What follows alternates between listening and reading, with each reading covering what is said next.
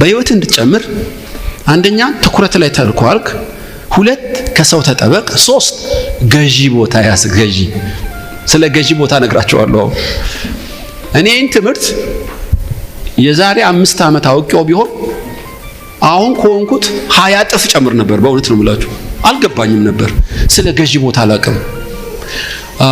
ቅፍርናሆም ላይ በመቆሙ ዝናው በምድር ሁሉ እንዲወጣ ምክንያት የሆነው ያገለገለበት ቅፍርናሆም ገዢ ስለሆነ ነው።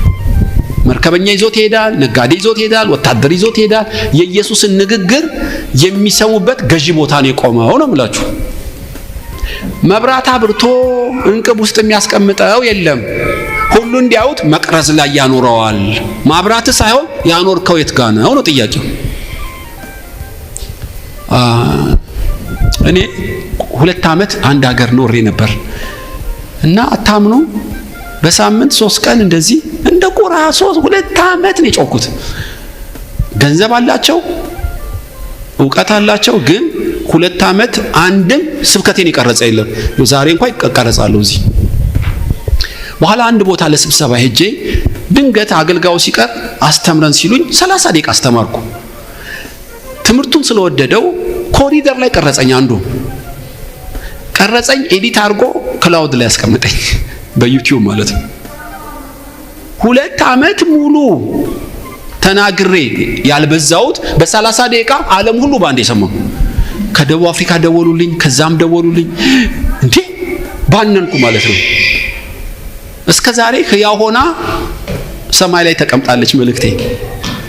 ገዢ ስፍራ ሚዲያ፣ ገዢ ስፍራ ባለስልጣን፣ ገዢ ስፍራ ባለጸጎች።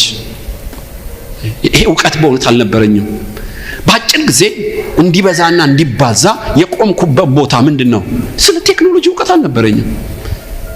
አሁን አያት ነው የማገለግለው፣ መካነ ኢየሱስ አዲስ ቸርች ነች ፕላንት የሆነችው። እና አንድ ሴት ምንም አታርጊልኝ ካሜራ ግዢልኝ አልኳት። ገባኝ።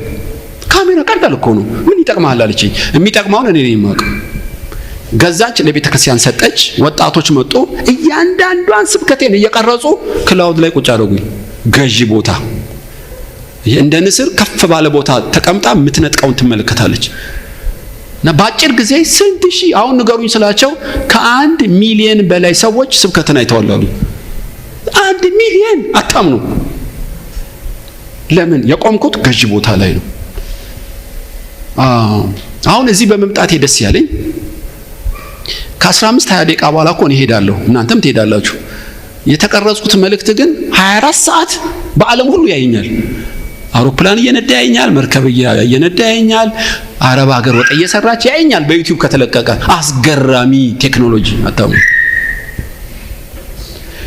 ሐሰተኞች ነቢያት የተጫወቱብን ገና ቸርች ሲከፍቱ እንደምንም ተማሞተው ቴሌቪዥን ገዙ። አየር ላይ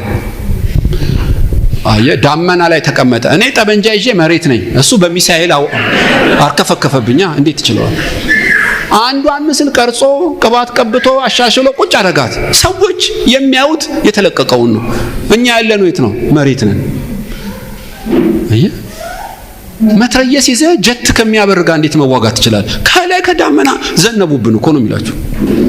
አሁን ሜንላይን ቸርች የተባሉ ገና ቴሌቪዥን ቅብጥርሶ ገና እነሱ ጉብ ብለዋል። ከላይ ምን ታደርገዋል? ገዢ ቦታ